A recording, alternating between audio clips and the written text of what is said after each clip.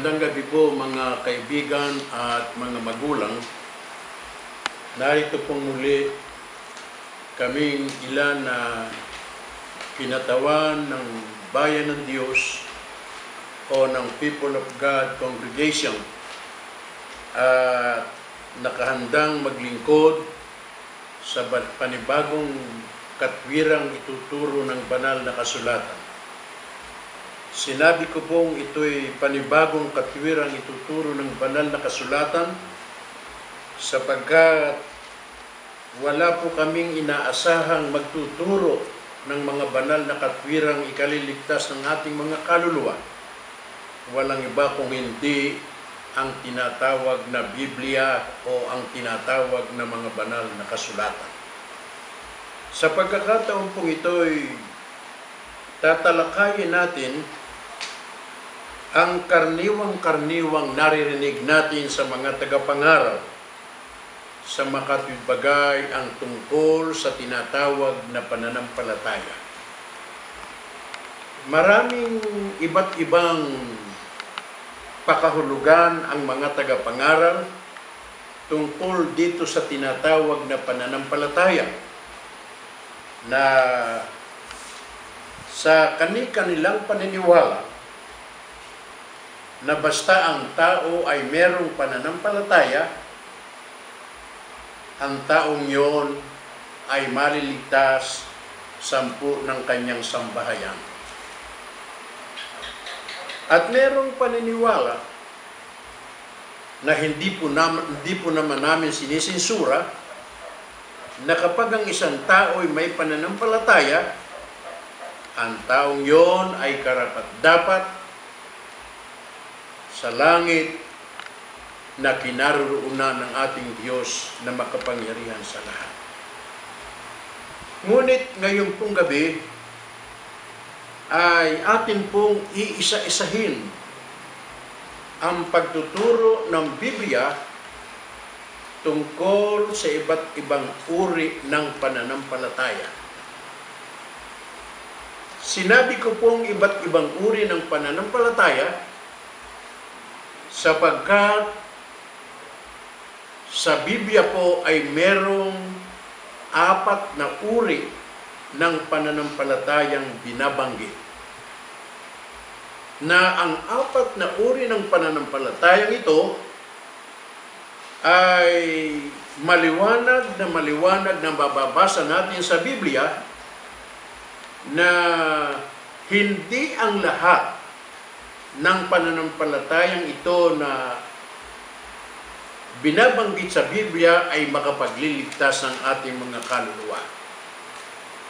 Sa 4 na uri ng pananampalataya, ang atin lamang pong matitiyak na ituturo ng Biblia ay isa lamang ang tiyak na makapagliligtas at karapat-dapat sa Diyos.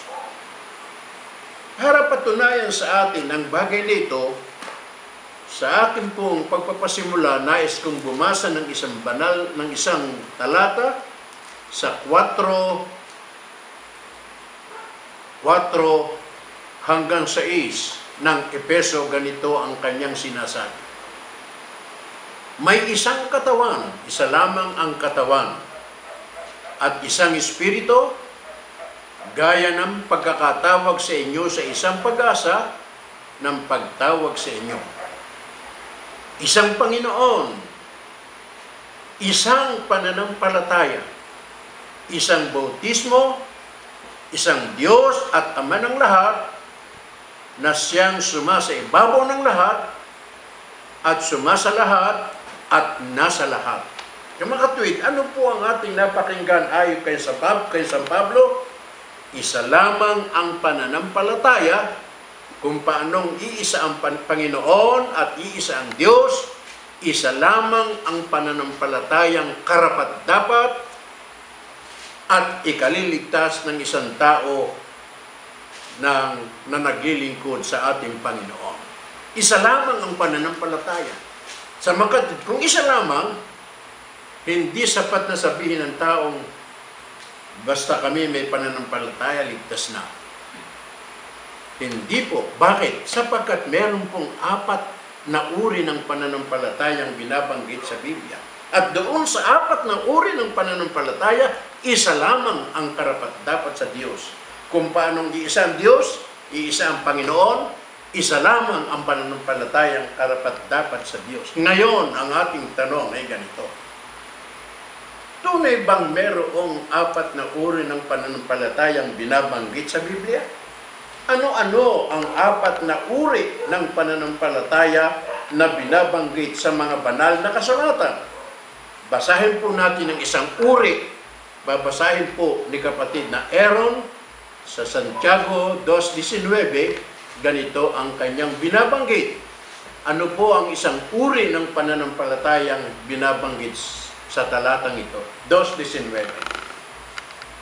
Ikaw ay sumasampalataya na ang Diyos ay iisa. Mabuti ang iyong ginagawa. Ang mga demonyo man ay nagsisisampalataya at nagsisipanginig. Napakaliwanag po. Ano pong uri ng pananampalataya ito? Ito ang pananampalataya ng demonyo. Ibig sabihin, pag sinabing pananampalataya ng demonyo, ito'y masamang pananampalataya. Ang pananampalataya ng demonyo, hindi natin matatawaran. Nakita niyong binasa ng aking kasama. Ang mga demonyo man nagsisisampalataya at nagsisipanginig pa. O isipin mo mga kaibigan at mga magulang ng pananampalatayang ito, pag nasa harap ng Diyos, nanginginig pa. Kitang-kita mo, takot sa Diyos. Kitang-kita mo ang paggalang sa Diyos sapagkat pagka nasa harap ng Diyos nanginginig pa. Pero ang tawag dyan, pananampalatayang dyablo, at kung pananampalatayang dyablo, yan ay masamang pananampalataya. Sa makatid, isang uri na ng pananampalataya yan. Meron pa po ba tayong nababasang ikalawang uri ng pananampalataya? Basahin po natin sa Galatia 5:19 hanggang 20. Pakibasa mo kapatid na lito. At hayag ang mga gawa ng laman. Sa makatuwid ay ang mga ito: pakikiapid, karumihan, kalibugan, pagsamba sa Diyos-Diyosan, pangkukulam, mga pagtataniman, mga pagtatalo, mga paninibugho, mga pagkakaalitan, mga pagkakampi-kampi, mga pagkakabahabahagi, mga hidwaang pananampalataya. Ayun, napakaliwanag po. Napakaraming binanggit ditong gawa ng laman. Mga pakiapid, kahalayan, at dito idiniin ang pagkakampi-kampi at mga hidwang pananampalataya. Sa makatuwid, meron pong pangalawang uri ng pananampalataya. Ano pong uri ng pananampalataya? Hidwang pananampalataya. Pag sinabing hidwa, mali. Pag sinabing mali, hindi tama. Anong pananampalatayang hidwang pananampalataya, maling pananampalataya, hindi tamang pananampalataya? Yan po ba'y makapagliligtas? Sa makatwid, pangalawang uri ng pananampalataya. Bukod sa maling pananampalataya, bukod sa masamang pananampalataya, sa pananampalatayang dyablo, meron pa po bang ikatlong uri ng pananampalatayang binabanggit sa loob ng Biblia? Pakibasa mo, kapatid na ro, Santiago 2:17, 27,20. Ganito ang kanyang sinasabi. Gayon din naman, ang pananampalataya na walang gawa ay patay sa kanyang sarili. Nadinig ninyo, mga kaibigan at mga magulang, ang pananampalatayang walang gawa, patay sa kanyang sarili. Anong uring pananampalatayang walang gawa? Patay na pananampalataya. Alin ang katulad niyan? Tuloy natin ang pagbasa. Sapagkat kung paano ang katawan na walang espiritu ay patay, ay gayon din naman ang pananampalataya na walang gawa ay patay. Ayun, ang katulad pala, itong katawang ito na pagka walang espiritu, walang hininga, patay. Gayon din ang pananampalataya na pag walang gawa, patay. Yan ay patay na pananampalataya. Anong sabi ng banal na kasulatan sa kanyang pagpapatuloy sa talatang ito? Tuloy mo, kapatid. Bro. Datapwat, ibig mo bagang malaman o taong walang kabuluhan na ang pananampalataya na walang gawa ay baog? Nako, hindi pala, niletrahan pa, naging malalim pa ang pagkakasabi ng banal na kasulatan. Hindi lamang patay, kung hindi ang pananampalatayang walang gawa, baog. Pag sinabing baog, alam po ninyo mga kaibigan, pag sinabing baog, ang isang babae, pag sinabing baog, ang isang lalaki, pag sinabing baog, hindi na maaaring magkaroon ng anak. Ibig sabihin, hindi na maaaring magkaroon ng bunga. Ganyan ang pananampalataya na baog. Hindi maaaring magkaroon ng bunga ng kabanalan, ng bunga ng kaligtasan ng ating kaluluwa. Patay na pananampalataya, baog na pananampalataya. Yan ang ikatlong uri ng pananampalatayang binabanggit sa Biblia. Bukod sa maling pananampalataya, yan. Bukod sa masamang pananampalataya at sa patay na pananampalataya, meron pa po bang ikaapat na uri ng pananampalatayang mababasa sa Biblia? Pakibasa mo, kapatid na Rafael, sa 2:18-22 sa Sangkat.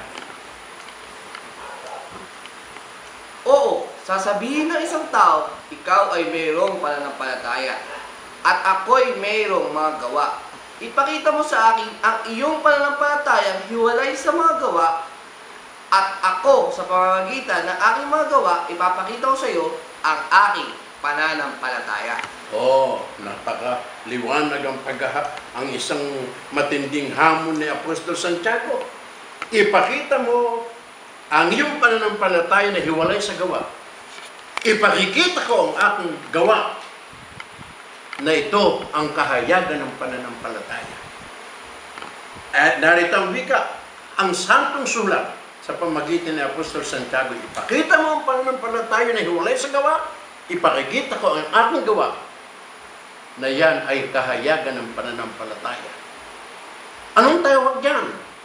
Sa pananampalatayang yan na may gawa. Nakikita mo na ang pananampalataya ay gumagawang kalakip na tiyak na kanyang mga gawa, at sa pamamagitan ng mga gawa ay naging sakdal ang pananampalataya. Yung, anong tawag doon? Nakikita mo na ang pananampalataya ay nakikita sa pamagitan ng mga gawa. At sa pamagitan ng gawa, ang pananampalataya ay nagiging sakdal na pananampalataya. Yung pala ang ikaapat na uri ng pananampalataya. Ano ikaapat na uri ng pananampalataya? Yan ang sakdal. Yan ang pananampalatayang na ipakikita sa pamagitan ng gawa. Yan ang pananampalatayang merong gawa. Hindi patay na pananampalataya, hindi maling pananampalataya, hindi masamang pananampalataya. Yan po ay sakdal na pananampalataya. Ngayon, ang atin pong tanong ay ganito. Dito sa apat na uri ng pananampalataya, alin ang makapagliligtas? Yung bang maling pananampalataya? Yung bang masamang pananampalataya? Yung bang patay na pananampalataya? Unahin natin yung masamang pananampalataya. Yung ba'y maaaring makapagligtas? Basahin po natin itong pananampalatayang diablo, pananampalatayang masama. Ito ba'y makapagliligtas? 25:41 ng San Mateo. Basahin po natin ang madalang at maliwanag. Kung magkagayoy, sasabihin naman niya sa mga nasa kaliwa, magsilayo kayo sa akin, kayong mga sinumpa at pasa-apoy na walang hanggan, na inihanda sa diablo at sa kanyang mga anghel. Nako, napakatindi ng sabi ng ating Panginoon Kristo. Magsilayo kayo sa akin, manggagawa ng katampalasanan. Ibig sabihin, hindi karapat-dapat yung ginagawa ng yung tinatawag na pananampalataya ng diablo. Magsilayo kayo sa akin. Magpasa-apoy kayo, ang wika, na inihanda sa diablo at sa kanyang mga anghel. Sa makatwid, hindi po makapagliligtas ang pananampalatayang dyablo sapagkat tiniyak ng ating Panginoong Kristo nakatakda sa apoy na parusa sa dyablo at sa lahat ng sumusunod sa dyablo. Di sa makatwid, hindi po makapagliligtas ang masamang pananampalataya, ang pananampalatayang dyablo. Yung mali, kung mali naman ang pananampalataya, makapagliligtas ba yung mali pananampalataya? Basahin po natin 5:19-21 hanggang 21. Basahin po natin ng maliwanag kung itong hidwang pananampalataya ay makapagliligtas. 5:19-21. At hayag ang mga gawa ng laman. Sa makatuwid ay ang mga ito: pakikiapid, karumihan, kalibugan, pagsamba sa Diyos-Diyosan, pangkukulam, mga pagtataniman, mga pagtatalo, mga paninibugo, mga pagkakaalitan, mga pagkakampi-kampi, mga pagkakabaha-bahagi, mga hidwang pananampalataya. Napakaliwanag. Mga hidwang pananampalataya, yan ay kahilera ng mga gawang laman at ang lahat ng gumagawa ng gawa ng laman sa makatwid, isa riyan ang hidwang pananampalataya. Anong wika ni Apostol San Pablo? 21. Mga kapanaghilian, mga paglalasing, mga kalayawan, at mga katulad nito. Tungkol sa mga bagay na ito ay aking ipinagpapaunang ipaalala sa inyo, tulad sa aking pagpapalaala ng sa una sa inyo, na ang mga nagsisigawa ng gayong mga bagay ay hindi magsisipagmana ng kaharian ng Diyos. Nako, napaka-diretsahan, mga kapatid at mga magulang. Ang lahat ng nagsisigawa ng mga bagay na ito ay kasama rito ang tinatawag na hidwang pananampalataya, ang maling pananampalataya. Ang lahat ng nagsisigawa ng mga bagay na ito, hindi magsisipagmana ng kaharian ng Diyos. Sa makatwid, hindi makapagliligtas. Makatwid, isa sa atin ng banal na kasulatan, ang masamang pananampalataya, hindi makapagliligtas. Sapagkat ang wika ng ating Panginoon sa Kristo, pasaapoy kayo na inihanda sa dyablo at sa kanyang mga afer. Parusa ang pupuntahan ng masamang pananampalataya. Ang maling pananampalataya, hindi maaaring makapagligtas. Bakit? Ang lahat ng magsisigawa ng ganitong mga bagay, hindi magsisipagmana ng kaharian ng Diyos. Ang tanong ay ganito. Baka yung isa naman, yung pangatlo ay makapagliligtas. Yung patay na pananampalataya, makapagliligtas yung pananampalatayang patay. Pakibasa mo kapatid na roon, ang pananampalatayang patay, 2:14-15-16 na Santiago. Anong pakikinabangin, mga kapatid ko, kung sinasabi ng sino man na siya'y may pananampalataya, ngunit walang gawa? Tingnan nyo, ang napakagandang sinabi ni Apostol Santiago, anong pakikinabangin? Ibig sabihin, walang pakinabang. Sayang ang lahat ng pagpapakasakit, sayang ang lahat ng pagbuha, sayang ang lahat ng paglakad ng paluhod. Kung ang pananampalataya ay patay, anong pakikinabangin? Walang pakinabang. Bakit? Tuloy ang pagbasa. Makapagliligtas baga sa kaniya ang pananampalatayang iyan? Makapagliligtas baga ang pananampalatayang ito sa kanya? Itong patay na pananampalataya? Bakit? Tuloy. Kung ang isang kapatid na lalaki o babae ay hubad at walang kakainin araw-araw, at ang isa sa inyo ay magsasabi sa kanila, magsiyaon kayong payapa, kayo'y mga painit at mga pakabusog, at gayon ba'y hindi ninyo ibibigay ang kanila ang mga bagay na kakailanganin ng katawan? Anong mapapakinabang dito? Kung nakikita mo ang kapwa-tao mo, nagugutom, nakikita mo ang kailangan ng iyong kapwa, sinasabi mo may pananampalataya, sinasabi mo meron kang pananampalatayang makapagliligtas ng kaluluwa mo, ayaw mo naman gumawa. Anong pakinabang ang wika kung hindi mo naman binibigay ang kailangan? Kaya nga, ngayong gabi, ngayong hapon, mga kapatid at mga magulang, maliwanag na maliwanag, ang patay ng pananampalataya, kailanman hindi makapagliligtas. Ang wika ni Apostol Santiago, makapagliligtas baga ang pananampalatayang iyan sa kanya? Hindi. Bakit? Sapagkat walang gawa, walang pag-ibig, at walang bunga ng tinatawag na kabanalan. Ngayon, tatlong uri ng pananampalatayang inisa-isa sa atin ng banal na kasulatan. Masamang pananampalataya, hindi makapagliligtas. Maling pananampalataya, hindi rin makapagliligtas. Ang patay na pananampalataya, hindi makapagliligtas. Ano yung ikaapat na uri ng pananampalatayang binabanggit sa loob ng banal na kasulatan? Yan ang pananampalataya ni Abraham.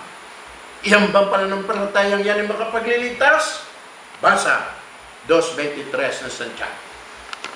At natupad ang kasulatan na nagsasabi, at si Abraham ay sumasampalataya sa Diyos, at yaoy ibinilang na katwiran sa kaniya, at siya'y tinawag na kaibigan ng Diyos. Naku, napakaganda pala ng pananampalataya ni Abraham, mga kapatid. Si Abraham, sumampalataya, ipinakita sa pamagitan ng gawa ang kanyang pananampalataya. At si Abraham, inaring kaibigan ng Diyos. Si Abraham, naging karapat-dapat sa Diyos, at ang taong ito, na ang kanyang anak, bagaman mahal na mahal niya ang kanyang anak, yun ay kanyang inihandog sa Diyos, nang sabihin ng Diyos, ihandog mo sa akin ang iyong anak. Si Abraham, sa kanyang pananampalataya, hindi nag-alinlangan. Inihandog sa Diyos ang kanyang anak. Yan ang pananampalatayang may gawa, yan ang pananampalatayang makapagliligtas ng isang tao sa kanyang buhay at ng kanyang kaluluwa. Sa mga kapatid po, mga kaibigan at mga magulang, nabasa natin na ang ikaapat na uri ng pananampalataya, yung sakdal na pananampalataya. At yung sakdal na pananampalataya na ipakita ni Abraham sa pamagitan ng kanyang gawa. At sa pamagitan ng gawa, tinawag yung sakdal na pananampalataya. Bakit naging karapat-dapat sa Diyos ang pananampalataya ni Abraham? Bakit? Pakibasa po natin sa Santiago 2:21-22. Pakibasa mo, kapatid na Lito, ang dahilan kung bakit karapat-dapat sa Diyos ang pananampalataya ni Abraham. Hindi ba ang ating amang si Abraham ay inaring ganap sa pamamagitan ng mga gawa? Dahil sa kaniyang inihain si Isaac na kaniyang anak sa ibabaw ng dambana.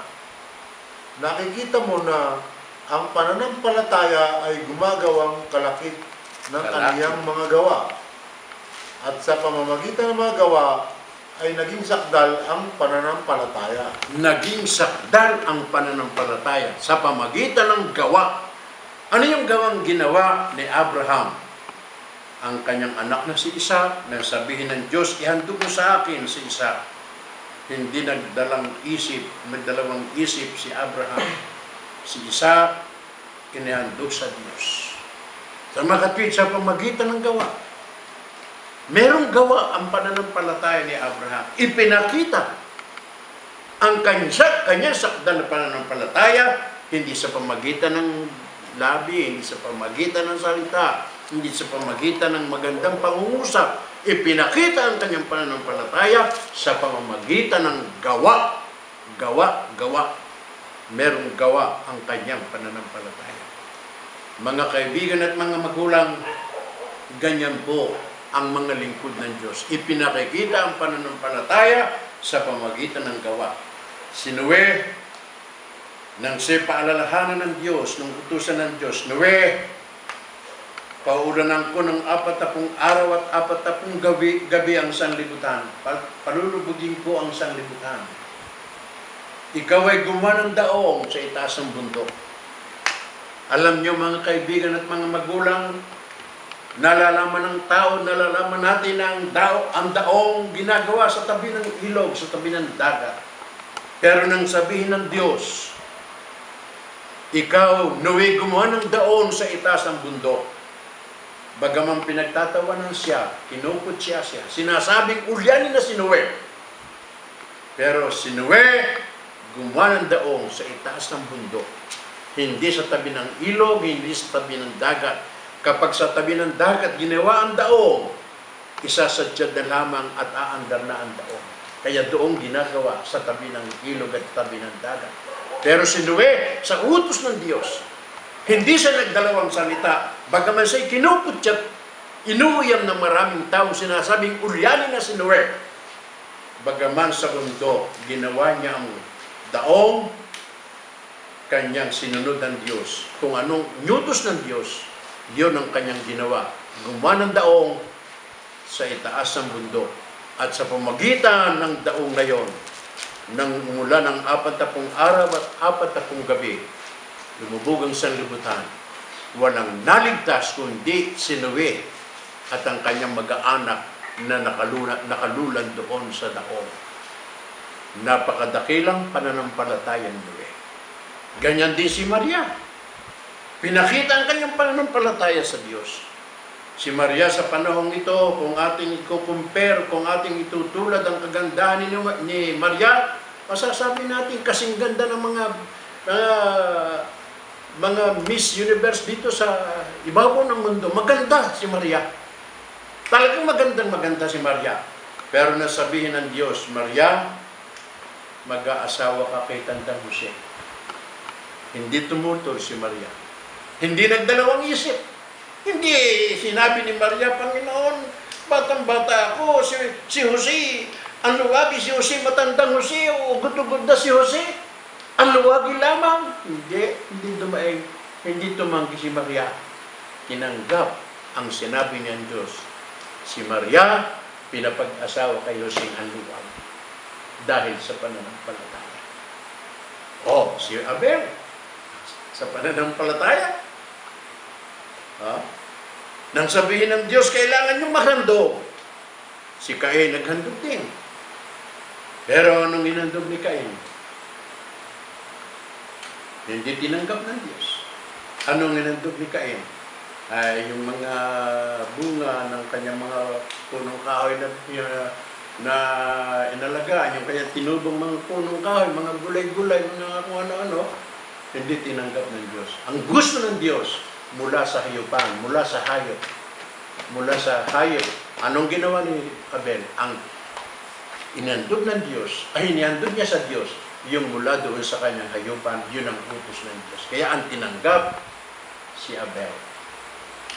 Mga kaibigan at mga magulang, tandaan natin kung anong inyutos ng Diyos, yun ang dapat masunod at yun ang dapat nating gawin bilang mananampalataya sa Diyos na makapangyarihan sa lahat. Ngayon, yun ba'y totoo na talagang hindi sa pananampalataya lamang? 2:24, pakibasa mo kapatid na Rod ng Santiago. 2:24. Talaga bang hindi sa pananampalataya lamang? Basta sinabi pananampalataya, yan ay tama na. Naliwanag ang wika sa atin mga kaibigan at mga magulang sa sulat ni Apostol Santiago 2:24, ganito ang kanya sinasabi. 2:24. 2:24, Santiago. Nakita ninyo na sa pamamagitan ng mga gaway, inaaring ganap ang tao at hindi sa pamamagitan ng pananampalataya lamang. Napakaliwanag. Nakikita mo na hindi inaaring ganap ang tao sa pamagitan ng pananampalataya lamang. Ipinakikita sa gawa. Pinakita ni Birhen Maria. Ipinakita mga kaibigan at mga magulang ni Abel. Ipinakita ni Noe sa pamagitan ng gawa. Kung anong utos ng gawa, utos ng Diyos, yun ang kanyang ginagawa. Yun ang pananampalataya. Yan ba'y totoo na yan ang ginagawa talaga? Pakibasa nyo sa Lucas 6:46. Talaga bang yung ginagawa yung utos ng Diyos? Tuloy ang pagbasa. At bakit niya tawag ninyo akong Panginoon? Panginoon, at di ninyo ginagawa ang mga bagay na aking sinasabi? No, bakit nga tinatawag akong Panginoon? Napakaliwanag ng wika ng Panginoong Jesucristo. Bakit nga tinatawag ng Panginoon? Panginoon kayo ng Panginoon. Dalangin kayo ng dalangin sa akin. Sinasabi niyo, Panginoon, Panginoon. Pero hindi niyo ginagawa ang mga sinasabi ko sa inyo. Ibig sabihin, kung tinatawag ng Panginoon ang ating Panginoon sa Kristo, kung anong utos ng Panginoong sa Kristo, yun ang dapat nating gawin. Ngayon, dahil sa katotohanan ito, anong dapat pagsikapan ng lahat ng mga Kristiyano upang maging karapat-dapat sa Diyos ang kanilang pananampalataya? Anong dapat na pagsikapan ng mga Kristiyano upang maging karapat-dapat sa harap ng Diyos ang kanilang pananampalataya? Basahin po natin sa awit 119, 71 hanggang 73. Pakibasa mo, kapatid na Aaron. 119, 71 to 73. Basahin mo ng madalang, maliwanag ang kanyang sinasabi. Anong dapat pagsikapan? Mabuti sa akin na ako'y napighati, upang aking matutuhan ang mga palatuntunan mo. Ito, naku, napakaliwanag ang sabi ng dakilang lalaking si David, ang hari si David. Mabuti sa akin na ako'y mapighati. Ibig sabihin, mag-iis ako. Hindi baling ako'y naghirap, hindi baling ako'y dumanas ng katakot-takot na pagtitiis. Kapigatian, matutuhan ko lamang ang palatuntunan. Tuloy, pagbasa. Ang kautusan ng iyong bibig ay lalo mabuti sa akin, kaysa libong ginto at pilak. Ginawa ako at inanyuan ako ng iyong mga kamay. Bigyan mo ako ng unawa upang matutuhan ko ang iyong mga utos. Ang iyong mga bagay, ang wika ng mga ginto, pilak, para sa akin hindi mahalaga yan. Ang mahalagay matutuhan ko ang kautusan mo. Ang mahalagay malaman ko ang palatuntunan mo. Ang mahalaga ay sa mga katwid po, ang dapat na pagsikapan ng mga Kristiyano upang maging karapat-dapat ang kanilang pananampalataya sa Diyos ay yung matutuhan ang palatuntunan at mga kautusan ng Panginoon. Yun ang kanyang matutuhan, yun ang pagsikapan niya. Ang kayamanan ng mga ginto, ang mga pilak ay walang kabuluhan sa akin, ang wika ni David. Ang mahalaga sa akin, ang matutuhan ko ang palatuntunan mo at ang kautusan. Yon ang dapat pagsikapan ng lahat ng Kristiyano. Kung paanong si David, bagaman isang hari at makapangyarihan, mayaman, hindi mahalaga sa kanyang kayamanan, ang kanyang kapangyarihan. Ang mahalaga sa kanya, sa ibabaw ng lahat, matutuhan niya ang kautusan at ang palatuntunan ng Diyos. Ang tanong natin ay ganito, paano ba ang prinsipyo? Paano ba ang prinsipyo ng haring si David? Para ipakita ang kanyang pagsisikap na maging karapat-dapat ang kanyang pananampalataya sa Diyos. Basahin po natin sa unang hari, 11:38. Pakibasa mo, unang hari, 11:38. Basahin po natin, unang hari, 11:38. Ito ang prinsipyo ng dakilang lalaking si David. 11:38. At mangyayari, kung iyong didinggin ang lahat ng aking iniutos sa iyo, at lalakad sa aking mga daan, at gagawin ang matuwid sa aking paningin, upang tuparin ang aking mga palutuntunan, at aking mga utos, gaya ng ginawa ni David, na aking lingkod, na ako'y sa iyo, at ipagtatayo kita ng isang tiwasay na sambahayan. Naku, napakaliwanag ang pangako ng Diyos kay David.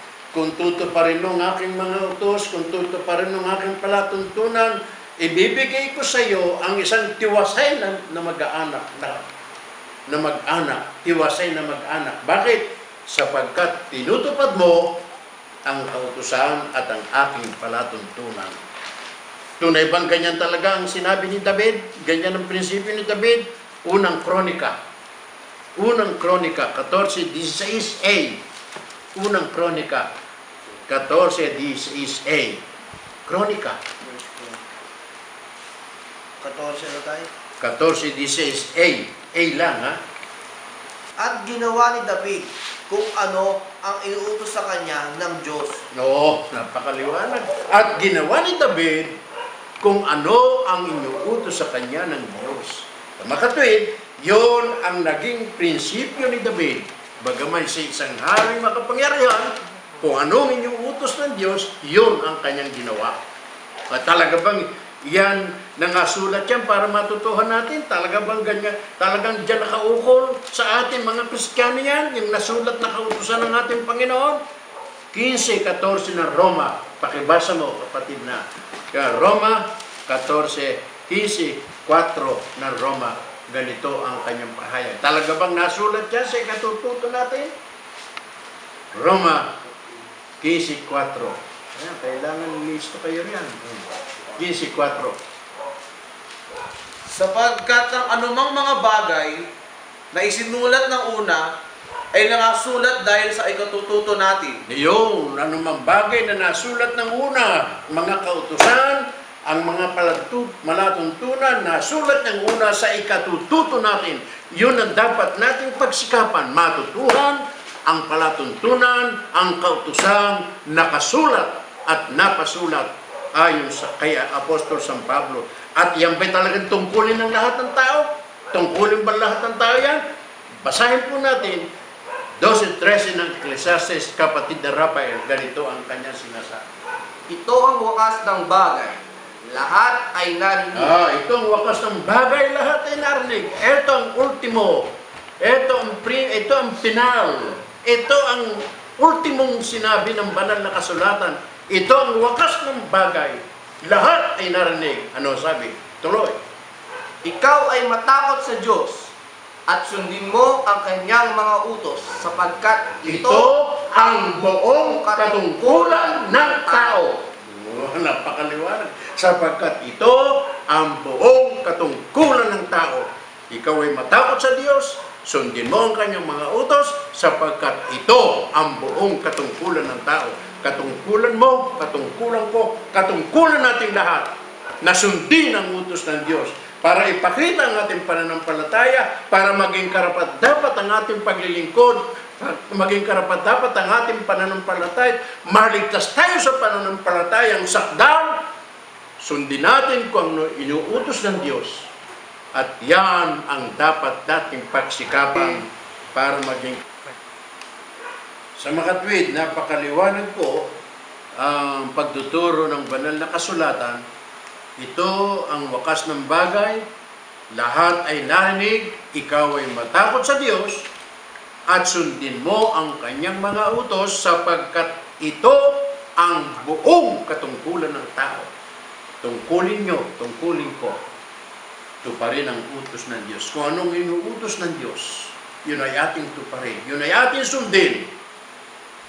Ang ating pananampalataya na gagawa sa utos at susunod sa utos ng Diyos, yon ang sakdal na pananampalatayang katulad ni Abraham na sa pamagitan noon, inaring kaibigan ng Diyos si Abraham dahilan sa pagkakaroon ng sakdal na pananampalataya.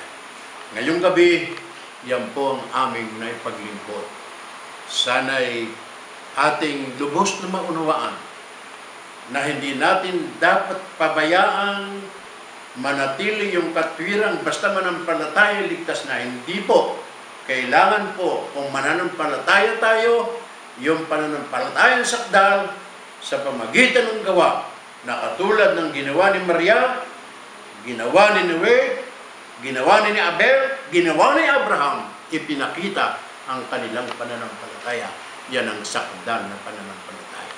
Inaanyahan po namin kayo, magsama-sama tayo sa sakdal na pananampalataya sa pamagitan po ng pagtalima at pagsunod sa kanyang utusan at sa kanyang pananampalataya. Narito po ang aking mga kasama at sa amin pong pagtatapos ngayong gabi, nais kong anyayahan ang aking mga kaibigang pastor sa iba't ibang dako. Napakarami kong kaibigang pastor, katulad ni Pastor Gordon, si Douglas Gordon, Pastor na Douglas Gordon dyan sa Anthem o dyan sa Arizona. Inanyayahan ko po sila na ating pakinggan at subaybayan ang programa sa YouTube ng People of God. Inanyayahan po namin kayo si Pastor William Baradi at ang kanyang katulong na pastor ng Unity in Love Fellowship dyan sa Cainta. Inanyayahan kong subaybayan ang YouTube ministry na aming ginagawa tuwing linggo-linggo. Mga kaibigan at mga magulang, si Pastor Danny Sindak na nandoon sa Texas, na patuloy na sumusubaybay sa amin. Inanyayahan ko po kayo na ang inyong mga kapatid, ang inyong mga kasama, ipagpatuloy po inyo ang pagsubaybay sa PGC na tinatawag na People of God Congregation, at inyo pong makikita kung paano may pakikilala ang matwid at ang sakdal na pananampalataya. Gayon din si Pastor Ted Bird dyan sa Arizona, si Pastor Rodante Iso ng Taguig, si Pastor Luis Benedictos ng Tondo, at si Pastor at si kapatid na Eli Soriano na patuloy ding naglilingkod sa inyo dito sa YouTube at sa internet. At akin pong inanyayahan sila sa pag-aaral, sa pagsubaybay sa YouTube, sa PCG, sa PGC, sa People of God Congregation, at inyo pong subaybayan ang aming paglilingkod sa inyo lahat. Narito po ang aking kasama, si Kapatid Daron. Mag-aanyaya rin sa inyo lahat. Magandang gabi po. Inaanyayahan ko po ang mga mahal ko sa buhay dyan sa Marikina, sa Antipolo, at sa Paranaque. Sana po tuloy-tuloy lang kayo sumaybay sa ating mga video. Maraming salamat po. Magandang gabi po mga taga-subaybay namin sa YouTube. Naanyahan ko uli, mukhang medyo nakakalimot yung mga kapatid ko po dyan sa Antipolo, mga pamangkin ko na mukhang hindi ho yata nakakapag-pran ngayon. Mga tol at saka mga pamangkin ko, tuloy-tuloy lang ho ang ating pag-subaybay para rin po sa ating kaluluwa itong ating aming pinag-aaralan. Tuloy po. Salamat. Inaanyayahan ko po yung mga kaibigan ko sa PUP, mga taga Taytay, Antipolo, at Marikina. Yun lang po, maraming salamat. God bless. Inaanyayahan ko po yung mga kaibigan ko sa Antipolo, sa Marikina, tsaka pati na rin sa Ortigas, yung mga kalaro ko ng mga sa Baraha. Yeah. Maraming salamat po. Alin mo kung baraha yun? Baka Magic card. nagsusugal ka. Baka akala nagsusugal ka. Anong laro po yun? Yung sa mga magic cards. Ayun. Bakit hindi sugal yun? Natinig po ninyo ang pag-aanyaya ng aking mga kasama, mga kaibigan at mga magulang. Ipagpatuloy po ninyo. Napakarami pong bagay na madidinig kayo, makikita nyo at maunawaan ninyo na ang makikinabang ay ang ating sariling kaluluwa. Mga kaibigan at mga magulang, patuloy po ang aming pag-aanyaya sa inyo. Sa inyong lahat, pagpalain tayo ng ating Panginoon.